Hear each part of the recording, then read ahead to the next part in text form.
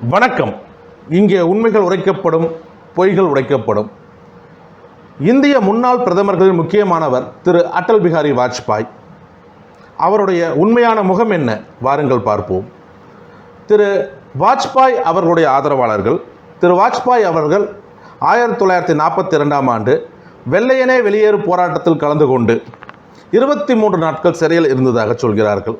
அதே சமயம் அவருடைய எதிர்ப்பாளர்கள் திரு வாஜ்பாய் அவர்கள் தன்னுடன் போராட்டத்தில் ஈடுபட்டவர்களை காட்டி கொடுத்து அப்ரூவராக மாறியதாக சொல்கிறார்கள். அப்போ உண்மையில் என்ன நடந்திருக்கும்? வாங்க பார்ப்போம். திரு வாஜ்பாய் அவர்கள் தன்னுடைய சிறு வயதிலிருந்து ஆர்எஸ்எஸ் அமைப்பை சேர்ந்தவர். அவருக்கு ஒரு 16 வயசு இருக்கும்போது 1942ஆம் ஆண்டு அவருடைய சொந்த ஊரில் ஒரு இந்திய சுதந்திர போராட்டம் நடக்குது. அதில் அரசாங்கத்துடைய சில அலுவலகங்கள் தாக்கப்படுது.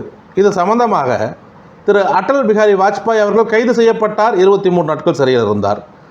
ஆனால் என்ன விஷயம் அப்படின்னு பார்த்தீங்கன்னா, இது சம்பந்தமாக மேஜிஸ்ட்ரேட் முன்னாடி வாஜ்பாய் அவர்கள் ஒரு வாக்குமூலம் கொடுக்குறாரு. அந்த வாக்குமூலத்தில் அவர் என்ன சொல்கிறாருன்னு பார்த்தீங்கன்னா, 1 செப்டம்பர் 1942 இந்த வாக்குமூலத்தை கொடுக்குறாரு. நான் இந்த போராட்டத்தில் கலந்து கொள்ளவில்லை, நான் வேடிக்கை தான் பார்க்க போனேன். கக்குவா என்கிற லீலாதர் வாஜ்பாய் மற்றும் இன்னொருத்தருடைய பேரை சொல்கிறாரு. இவங்க 2 பேருமே இந்த கூட்டத்தை வழிநடத்தினார்கள். அவர்கள்தான் அரசாங்க அலுவலர்களை தாக்கினார்கள். நான் இதில் கலந்து கொள்ளவில்லை, வேடிக்கை தான் பார்க்க போனேன் என்று திரு வாஜ்பாய் அவர்கள் தெளிவாக சொல்கிறார். இதில் ஓரளவு உண்மையும் இருக்கலாம். ஏன்னா அவருடைய அமைப்பு சுதந்திர போராட்டத்தில் கலந்து கொள்ளவில்லை. அதனால் நிச்சயமாக அவர் கலந்து கொண்டிருக்க வாய்ப்பு இல்லை. ஸோ வேடிக்கை பார்க்க போயிருக்காரு, அங்கே நடந்ததை சொல்கிறாரு. யார் இந்த போராட்டத்தை முன்னின்று நடத்துனாங்க அப்படிங்கிறதையும் அவர் தெளிவாக சொல்லிடுறாரு. இதற்கப்புறம் என்ன நடக்குதுன்னா, திரு வாஜ்பாய் அவர்கள் இந்த வழக்கில் அரசு தரப்பு சாட்சியாக விசாரிக்கப்படவில்லை. அவர் 23 நாட்கள் கழித்து விடுதலை செய்யப்படுகிறார்.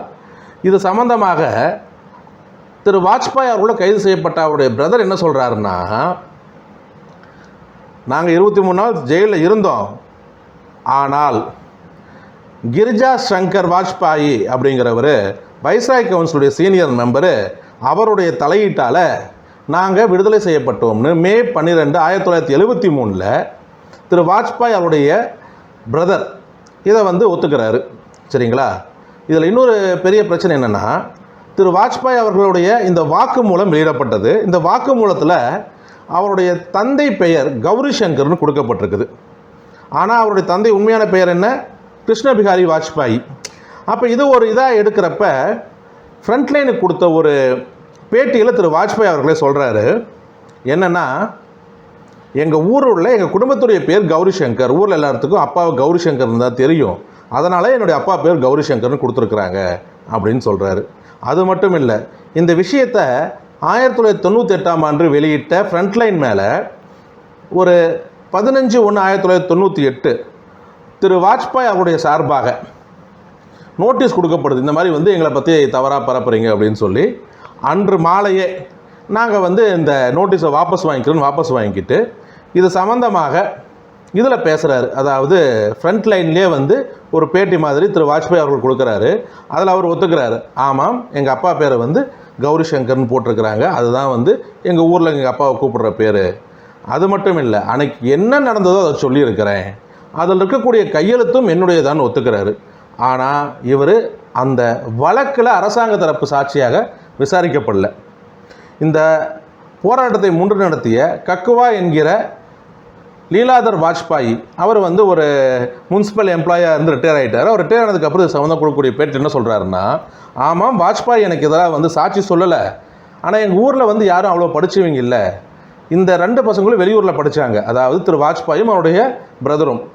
அவங்க அங்கே வந்திருந்ததுனால அவங்களுடைய இந்த ஒரு இதை வச்சு தான் காவல்துறை தன்னுடைய வழக்கையே கட்டமைச்சது. அவர்களுடைய வாக்குமூலத்தை வச்சு தான் காவல்துறை தன்னுடைய முழு வழக்கையும் கட்டமைத்தார்கள் அப்படின்னு இதில் பாதிக்கப்பட்ட திரு லீலாதர் வாஜ்பாய் அவர் சொல்கிறாரு. ஆக மொத்தம் அப்ரூவராக மாறல, சாட்சி கொடுக்கல, ஆனால் வாக்குமூலம் கொடுத்துருக்காரு.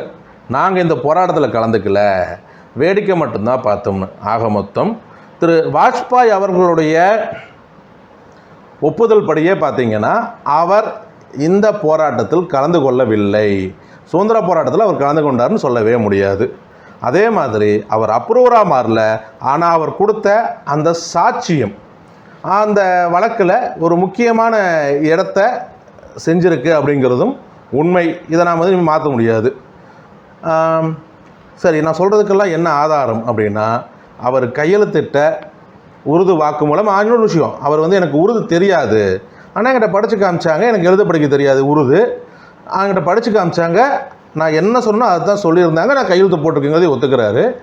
அவர் கொடுத்த வாக்குமூலத்துடைய ஆங்கில டிரான்ஸ்லேஷன் நாங்கள் டிஸ்கிரிப்ஷனில் கொடுத்துருக்குறோம். இப்போ நீங்கள் முடிவு பண்ணிக்கங்க, அவர் சுதந்திர போராட்ட வீரரா, காட்டி கொடுத்தவரா என்னங்கிறத நீங்கள் முடிவு பண்ணிக்கங்க. நன்றி, வணக்கம்.